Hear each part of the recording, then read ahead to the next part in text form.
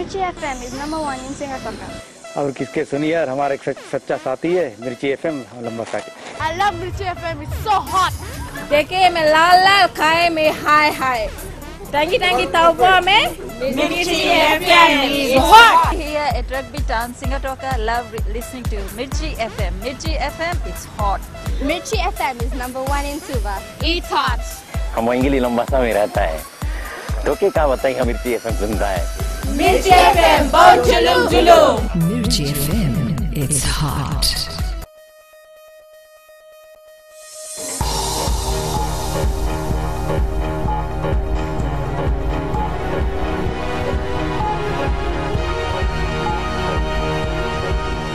In this bulletin, Fiji Rugby Union announces $40 million sponsorship deal. Digicel attempts to stop Fiji Sevens team from wearing Vodafone label jerseys. And FNPF reveals no one wants to buy Momi.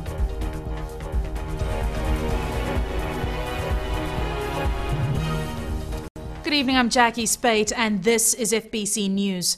After months of speculation, the Fiji Rugby Union has confirmed it signed an unprecedented $40 million sponsorship deal with a powerful consortium led by Vodafone. This announcement marks the end of Digicel's 7-year sponsorship hold on Rugby House. And although this may be good news for a cash-strapped FRU, their costly legal battle may have just started. Chalendao Vakadaka reports. It's the biggest sponsorship deal ever secured by a local sporting federation to date. The heavyweight consortium, led by Vodafone, including CJ Patel, Home Finance, Telecom Fiji, Fijian Holdings and Fiji Airways, has pledged its support for Fiji Rugby for the next 5 years. The sponsorship, as has been announced, is for $8 million per year for the next 5 years. But there is a clause that is put in the contract that we will review this after 3 years. The review done after the 2015 Rugby World Cup and Rio Olympics will determine whether the contract will be extended for another 2 years. That is in an effort to make sure that we maximize the value that is due to our product, in particular 7s or 15 after the World Cup and after the Olympics Games. So if we are able to do well, then the value of those products go up automatically and we can go back to the table and renegotiate. It doesn't end here, with Rugby House also confirming they are still in negotiations with other potential sponsors who also want to get on board. I think we are finally working towards getting the true value for the products of Fiji Rugby. It's a mammoth amount of money in anyone's books, certainly a princely sum that comes at the right time for the FRU. But with Digicel taking the FRU to court over this controversial sponsorship issue, the FRU may want to keep some of its new sponsorship money for the looming legal battle. Salento Dakavak, FBC News. Meanwhile, the Suva High Court has thrown out Digicel's application to stop the Fiji Sevens team from wearing Vodafone label jerseys at the Wellington Sevens tomorrow. Digicel were pushing for an immediate injunction, but Judge Justice Kamal Kumar refused to make such orders. Justice Kumar says he isn't in any position to make such orders as a new sponsorship deal has now been signed between Vodafone and the Fiji Rugby Union. Digicel lawyer Mary Mui says Digicel had last month matched the $40 million Vodafone deal. Mui says despite this, the FRU went ahead and signed a new deal with Vodafone. Justice Kumar asked Mui about the benefit of the sponsorship to Digicel, saying sponsorships change all the time and he sees no reason for their claims. Justice Kumar says he'll let the Fiji team wear its new uniforms tomorrow and will make his ruling next week. Both the parties have been told to file their submissions. Natambua High School started classes for Form 7 this morning following an investigation carried out by the Education Ministry yesterday. Education Permanent Secretary Dr. Bridgelal says he's been told Natambua High School has begun classes. The prominent Lautoka school had not started Form 7 classes 3 weeks into the new school year due to difficulties it faced with acquiring furniture for classrooms. It's believed the new Form 7 criteria, which allows all Form 6 students who pass their Fiji school leaving certificate into Form 7, put added pressure on the school's resources. FBC News informed the Education Minister Felipe Mbole about the issue yesterday, which resulted in commencement of classes today. The FNPF has revealed for the first time that despite its numerous efforts to sell off the failed Momi Bay project, it hasn't received any concrete offers to date. Some light was also shed on the Natandola Bay residential redevelopment project as well. Akosita Tale was at the FNPF forum in the West and filed this report. The projects which FBCTV have been taking since 2 years. The question on many people's minds is why didn't the Momi and Natandola Bay residential projects in the Western Division reach completion? Momi, nobody wants to build an unfinished building. We've traveled around the world. We call for expressions of interest all over the world. Asia, Europe, US. When it's time for them to come and show us their money, nobody wanted to give us the money. And it's national. Nobody wants to purchase an uncompleted building. The project was started in 2005 by developers Matapo Limited. A year later, original works halted. In 2007, Bridgecorp, a New Zealand-based company that put in about $156.43 million into the project with FNPF collapsed. The project was resurrected by government, and last year, FNPF started works and called various expressions of interest to start construction. We are finalizing the design and we're going to tender out shortly. Then we'll look at in terms of who will the best bidder to construct the hotel. The Natandola Bay is now focusing on its second phase of development. We're going to go into the second phase of the residential development, which is selling off. And we are quite confident we need to recover Natandola. And the amounts that we're getting from Natandola, we are more than happy. The institution is assuring all Fijians they now have the capacity to undertake the projects and ensure their money is safeguarded. Akosita Tale, FBC News. Meanwhile, Prime Minister Vorenge Bainimarama has opened a new FNPF office in Lautoka. Bainimarama says the new office is expected to greatly improve the fund's services to its members in the Western Division. He says the FNPF has grown into a fund of $4.2 billion, which has been built by the hard work of successive members. The Prime Minister says the reforms undertaken by the fund is working, as it's not only reversed the downward spiral, but achieved a remarkable turnaround. FNPF in the audited financial results for 2013 recorded a net surplus of $293 million, a 21% improvement in performance. Still to come on FBC News, villagers steal from own fishing grounds.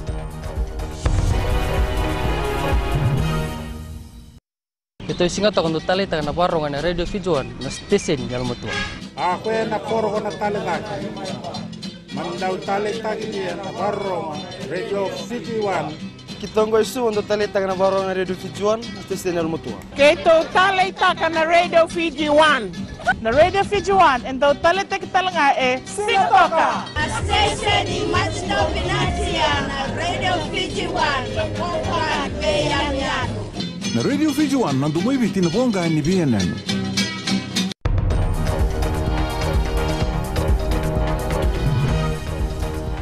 Welcome back. This is FBC News.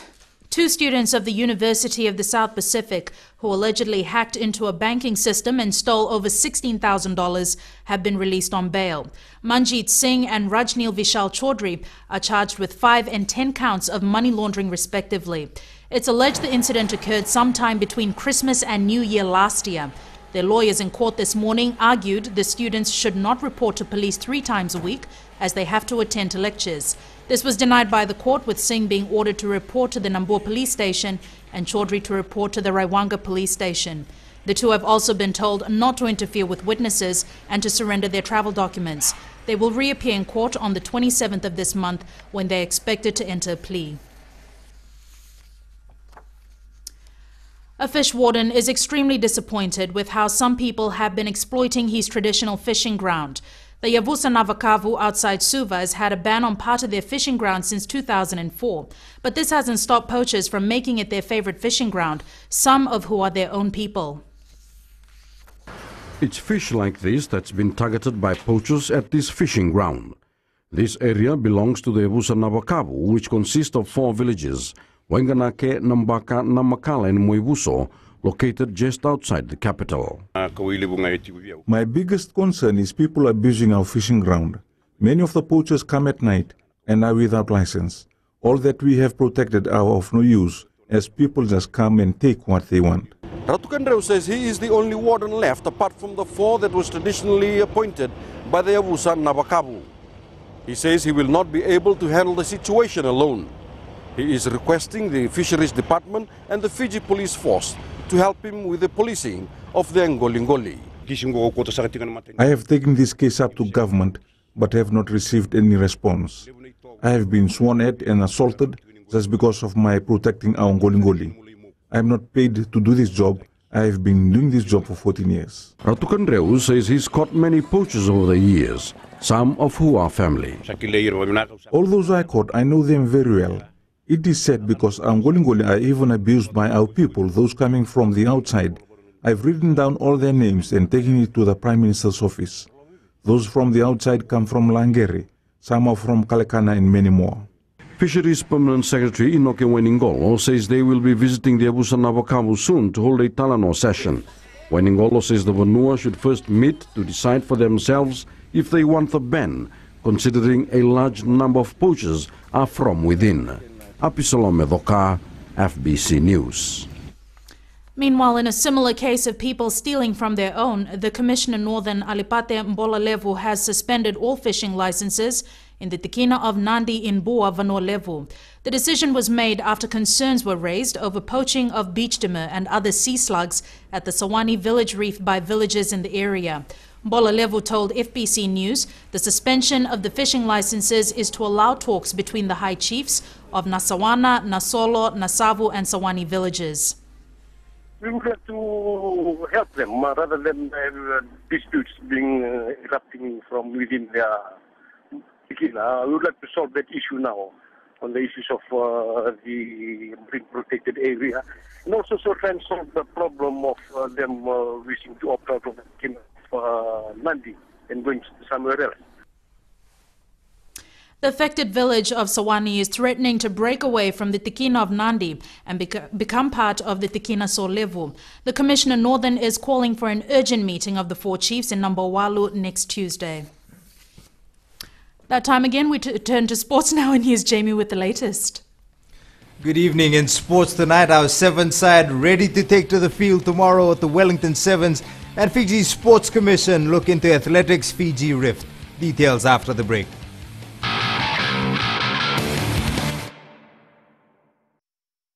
Gold FM is #1 here in Sigatoka. Gold FM is our favorite radio station here in Lautoka. Gold FM is #1 in Nen. I love listening to Gold FM in Ba. We love listening to Gold FM, only the classic hits here in Suva. Hear about Vatukola, you immediately think of gold. I'm Josephine Sabi and I love hearing Gold FM. Gold FM, only the classic hits.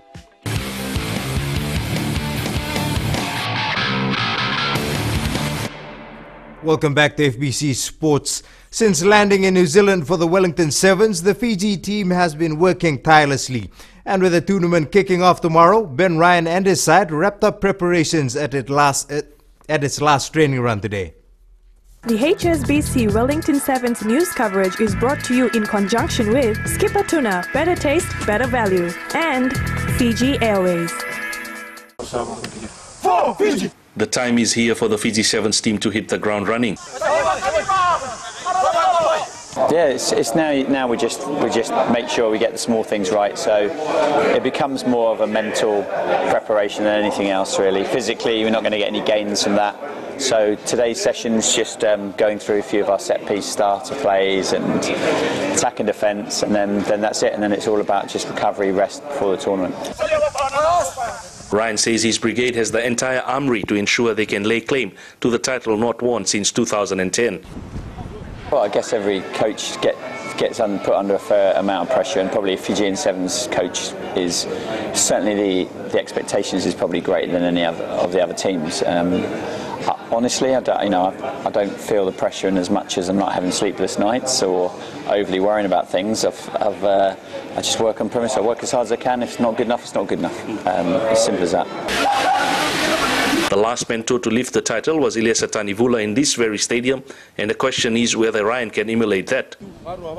We've certainly got, the preparation in the last couple of weeks behind us, and we've got the players, and we've got the ambition. So, all you've got then going into tournaments is you've got to ride your luck with injury, with decisions on the field, and anything else. What it's like, a 48-hour tournament, things change very dramatically, a bit like the weather in Fiji, and so you get that bit of luck and everything else, then there's no reasons why we can't be up there at the end on Saturday. Hands up. So that's a wrap in all training and preparation for all teams, including our very own Fiji 7 side. Now it's all left to the games to start tomorrow here in Wellington. As the public holiday is here today, tomorrow it's all systems and actions ready to go.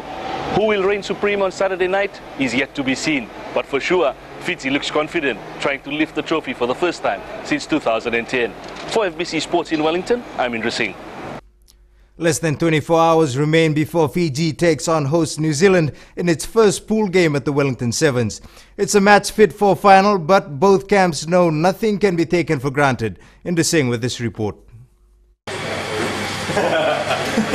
The two giants of World Sevens rugby go head-to-head in Wellington tomorrow. Yeah, it's always a tough game against Fiji. It's a game the players, we get up for. Fiji also get up for us. So yeah.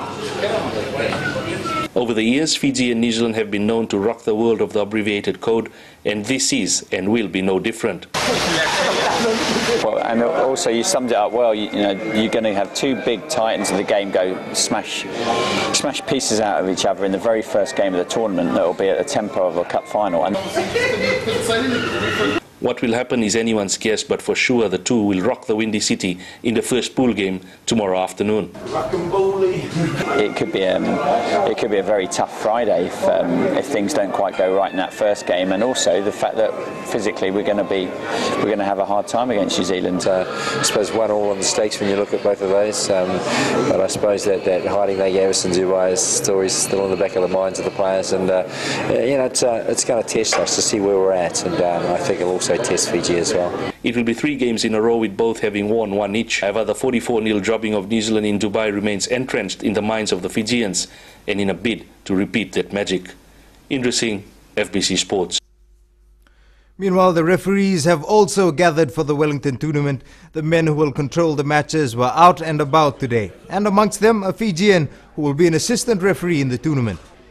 We have Matt O'Brien, Anthony Moyes, Rasta, and James McFile.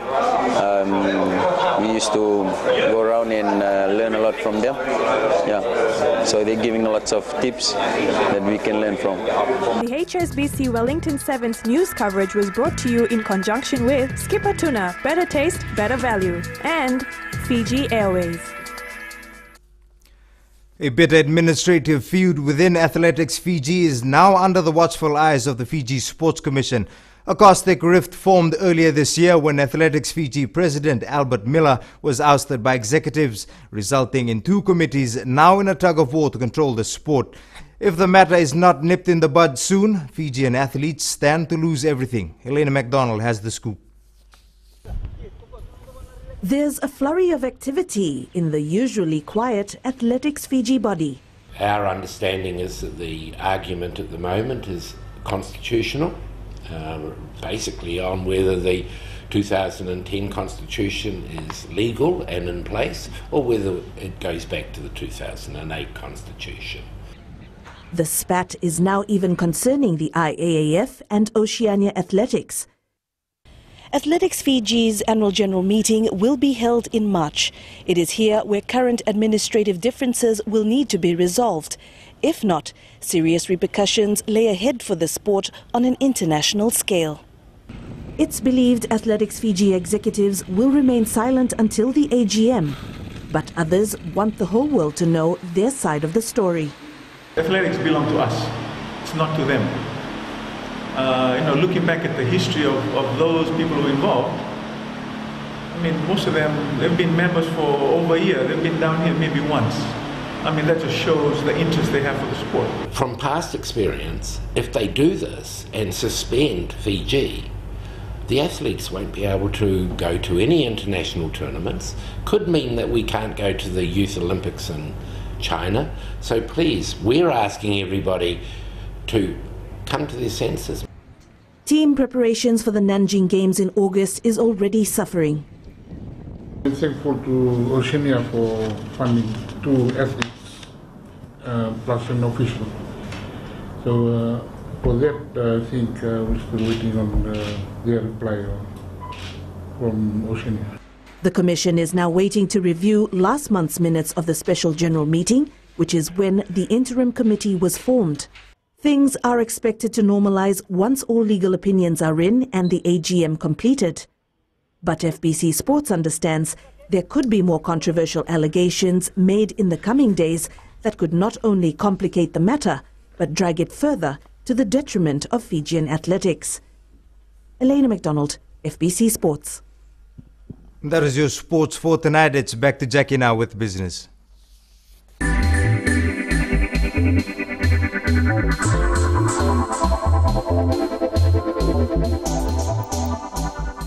Preparations are well underway for the 2014 Women in Business Awards Night. Committee President Dr. Nurbano Ali says, although the response has been very positive, more nominations are needed. Shireen Lata reports. The annual Women in Business Awards event will coincide with the International Women's Day on the 8th of next month. The awards recognizes and celebrates outstanding commercial and business successes of women in Fiji. We have a lot of numerous inquiries about putting in applications, and we've received some applications already. So the response has been overwhelming. So what we want to do is give an additional 4 days. The 3 categories, like the previous years, are Business Woman of the Year, Executive Woman of the Year and Aspiring Entrepreneur of the Year. The 3 categories reflect the various commercial and business roles taken up by women, whether they own an established business or are starting a new one or have leadership roles in an organization. It means a lot in terms of encouragement and in terms of giving them some platforms to present themselves as executives, particularly in the field that I want. Dr. Ali is challenging women to step up and increase women-owned businesses. We find our women are lacking in confidence, and it's a lot of factors contributing to that. It's to do either with attitudes of society and, them themselves, they don't think they're good enough. And even if they are very good, the women generally by nature, they don't have a tendency to talk about themselves as to how good they are. Such awards give women a chance to share stories of the journey they took and the challenges they had to face to make their mark in the male-dominated business community. Shireen Lata, FBC News.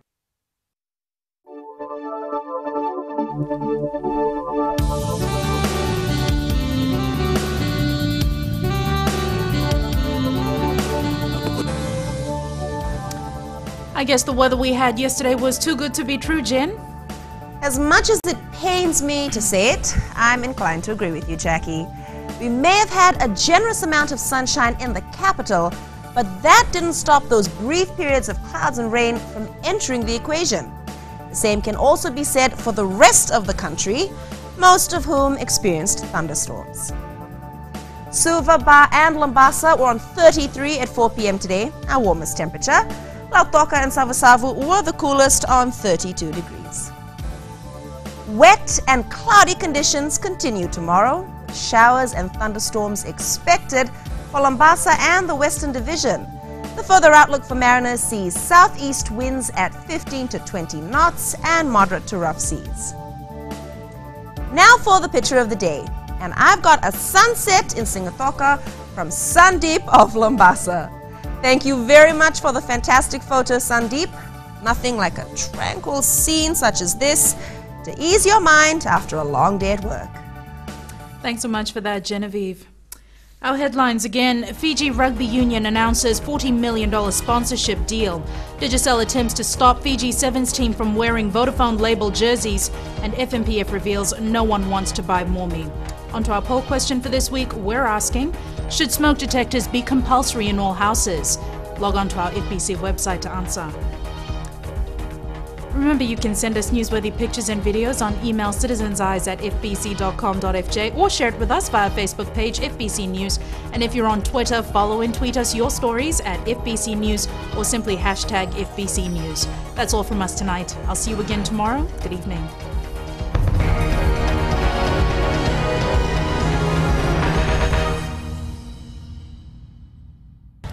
Today FM is #1 here in Singapore. We love Today FM in Lambasa. It rocks! My favorite station in Nandi is Today FM. Listening to Today FM. Today FM rocks in Sabah. Loto kasi di love today's kid music. I love Today FM because they play all my songs. We love Today FM at Vuniva Lambasa. Yeah, it rocks! I love Today FM because it rocks. Today's hit music on Today FM.